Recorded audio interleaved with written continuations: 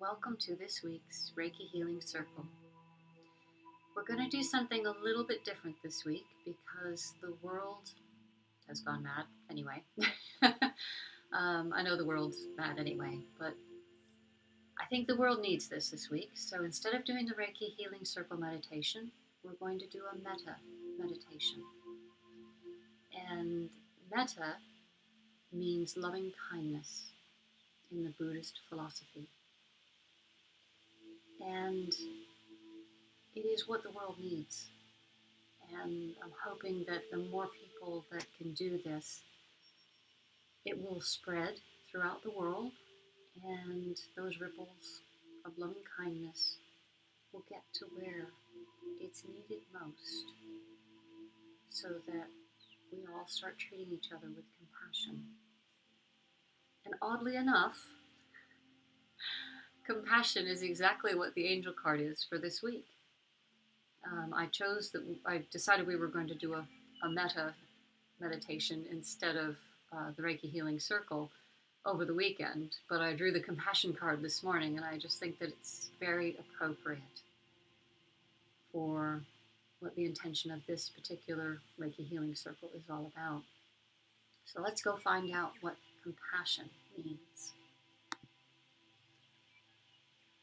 During a healing challenge, it might seem counterintuitive to have compassion for someone who hurt you in the past. However, forgiveness is a vital step in your healing process. Decide to let go of resentment, feelings of hurt, suffering. Being the victim or wanting revenge are low in vibration and prevent you from making progress. Forgiveness carries a high vibration.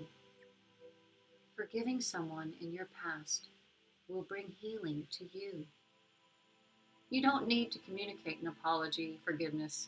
Forgiveness is something you do within yourself. Once you decide to forgive, it can lead to feelings of tolerance, sympathy, and consideration for the person who hurt you. This card might be prompting you to consider any hurt or pain you may have caused others. Ponder the times when others have forgiven you. Forgiveness is a process. You may need to reflect on small offenses more than once, and bigger offenses even more so. And the description of the card is, in the card artwork, a dryad is connecting to a rabbit and a sparrow. The dryad's visible roots may signify the need to ground yourself. Try to look at a situation from a different perspective. The sparrow may indicate a situation being resolved in a creative manner. The rabbit signifies a beginning as well as working out social differences. The orange and yellow hues may relate to the sacral and solar plexus chakras. The color green represents the heart chakra, where the major healing will occur in this situation. Reflect on how this card affects you. When you think of forgiveness, is there anyone specific that comes to mind? Where would the healing that comes with forgiveness be of benefit to you? And this card is important on more than just a global aspect. It's very, for me anyway, there's a personal aspect to what this card means for me, having lost my father in January. And we had a very difficult relationship. I think anyone that knew my father had a difficult relationship with him over the years, at least knew him closely. He was a charismatic man, but he was also a bit eccentric and strict and a bit domineering at times. You had to do things his way. But he meant well. He really did. And I had to not talk to him as much as as a child would talk to their father. But that was to protect me. And my aunt was lovely. She said, "We love him from afar Because when you are far away from him, you can love him. And I made my peace with him last year, fortunately, before he died. Wasn't expected that he was going to die, so I feel very fortunate that I had that time to forgive him. And I did it and I did actually give him, not forgiveness, but I gave him appreciation. I sent him an email that told him all the wonderful things that he did in my life and how he made me who I am today by opening my mind to Buddhist philosophy and spirituality. And he just used to give me books all the time. The Four Agreements, the Dalai Lama's The Art of Happiness, just such amazing books that really changed the way that I saw the world. And that was very important to me. So I do have a lot of compassion for his situation. And oddly enough, as much as he was all about compassion, he didn't seem to have it for others. But everybody has a different story, and we don't know why people are the way they are. So sometimes we need to love them from afar. So compassion in the Buddhist philosophy is Om Mani Padme Hum, which is also the saying that it encompasses all of the Buddhist philosophy, basically. And it means to spread compassion wherever you go. It'll be on prayer wheels, prayer flags, carved into rocks, so that when the wind passes by the rocks, it spreads that compassion on the wind to wherever that wind touches on the other side of the world. And I find that to be absolutely beautiful. And that's one of the reasons why I'd like to do this metta today. It's just a meditation, and just like we do normally, just close your eyes and relax. And breathe in slowly that unconditional love that's all around us. And breathe out peace and relaxation. And let your mind go to a happy place, somewhere you feel safe and comfortable. And say to yourself, may I be happy. May I be peaceful. May I be well.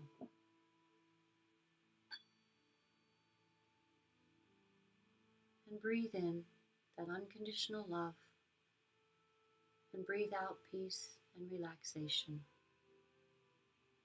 knowing that that wish is surrounding you to be happy, peaceful, and well.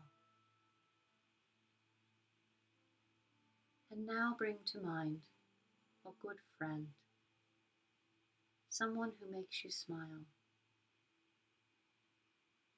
and wish them the same.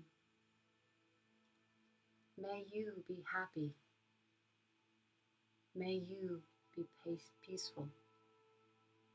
May you be well. And breathe in that unconditional love, and breathe out peace and relaxation, knowing that this wish is on their way to them now.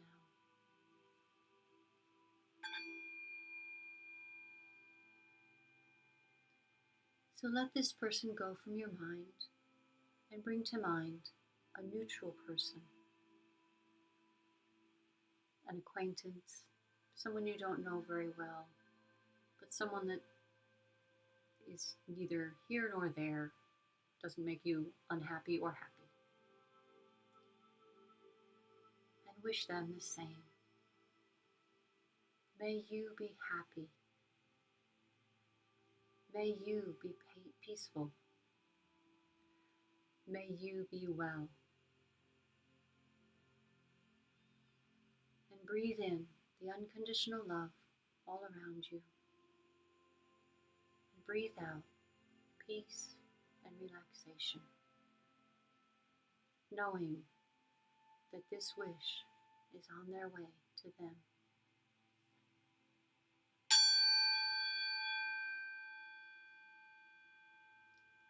And as you let this neutral person go, bring to mind somebody you find difficult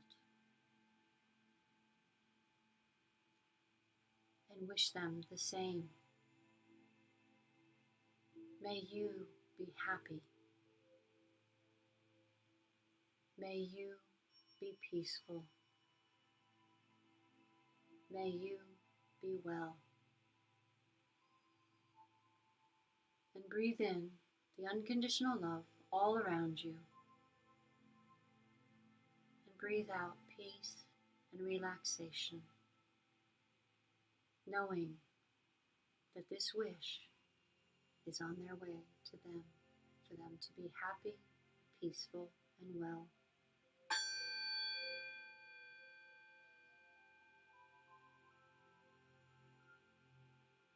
And allow the visualization to gently fade away. And open your eyes and come back. And that is the metta meditation. And the first time you do it, it is a little bit difficult because sending loving kindness to somebody that you're not 100% happy with, that's difficult for you, is not an easy thing to do. But with practice, it becomes much easier. So, thank you for entertaining my wanting to do that today. So let's go find out what the angel cards are for you this week. If you've chosen card number 1, 2, or 3. If you chose card number 1, it is alternative. And sometimes an alternative way of thinking is exactly what we need. And what I find is that when we open our minds to alternative ways of thinking, it opens our mind to even more alternative ways of thinking. And when we do that, we raise our own vibration and we become happier. It takes time, but it does work. And having an open mind and finding what works for you is what will bring you peace and happiness. So alternative is a beautiful card and very much a part of my life now. And if you've chosen card number 2, it is negativity.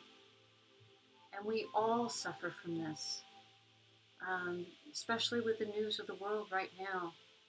Negativity is very difficult to avoid. But sometimes we need to look at that negativity, that we're bringing ourselves down and we're lowering our vibration, and start to realize that we're being negative ourselves. And yes, there's a lot of situations we can't do anything about that are not good right now. But you can do a metta meditation and send your loving kindness out into that world around us. And let that compassion spread throughout our world. It's very, very important right now. And as much as it seems like you're not doing anything, you're doing a lot when you do it. There are scientific studies that show that sending compassion to a city, if you have 100 people sit down and meditate at the same time, during that time that they're meditating and sending that positive energy to that city, the city calms down if it's a violent area. So it's very important to send those positive thoughts out. And there's also scientific studies that show that one person doing this can make a big difference in a prison population, as an example. One person sat and meditated, and when he did this, he did this religiously over some time. The prison population that he was sending this to had the inmates had increased sense of happiness and peacefulness. There were less issues in the prison. So let's change that vibration around from negativity and raise your vibration. But sometimes what this card's trying to tell you, I think, I'll post the long description later and we'll find out really what it means. But it's telling you to take a look. Do you have negativity in yourself, in your life at the moment? And maybe you need to change your perspective. So it is a good card. Don't worry if it's the card and you go, oh, look at it, because it's going to raise your awareness. So. And if you've chosen card number 3 this week, it is self-love. And that's where the start of compassion is. If you don't have love for yourself, you can't have love for anyone else. And compassion basically is that loving kindness towards others, to understand how they may be feeling and hurting, and to be able to try to help them when they don't even really know they need help. So, but by starting to love yourself, you start that ball rolling. And sometimes self-love is not easy. It's something that I struggled with when I was 40-ish. Yeah, somewhere around 40. Somebody told me, I think because I started taking Reiki, to learn to say, I love you to yourself, to myself. And I thought, oh, no, I can't do that. I hate myself. I just literally hated myself. And that's why I was so unhappy. I mean, I've had happy times, but I was not happy most of the time. But the first few times, well, the first 2 years, I'd put my hands on my heart and say, I love you. I didn't feel it. And it was much more difficult to even look in a mirror and say, I love you. That, I cringed, absolutely cringed. But after a few years of practicing that, I started to feel it. And I remember, not exactly the day, but I remember the feeling for the first time when I put my hands on my heart and I went, I love you. And I thought, wow, I do. And it was just beautiful. But I kept having to work at it, and I still have to work at it, because my brain thinks in a cycle of going down into that cesspit of self-loathing. So I'm constantly doing this self-love for myself. I'm constantly saying, okay, it's all right. Your intentions are good. Sometimes your intentions are not, your intentions are good, but your actions aren't as good as you'd hoped. And it's because when we're depleted, when we don't have self-love for ourselves, we can react poorly. But that's the best we had when we did it. So don't beat yourself up. Just start over right now. Tell yourself you love yourself. And move on. And 5 minutes later, start all over again and do it again. If you have to. If you're all right with that, then just, if you've drawn this card, it's asking you to pay attention to that. So, well, on that note, I hope everyone has a wonderful week, and that we can support each other and send that loving kindness and compassion out to the universe where it is so needed right now. So, thank you for joining me. We'll see you next week. Bye.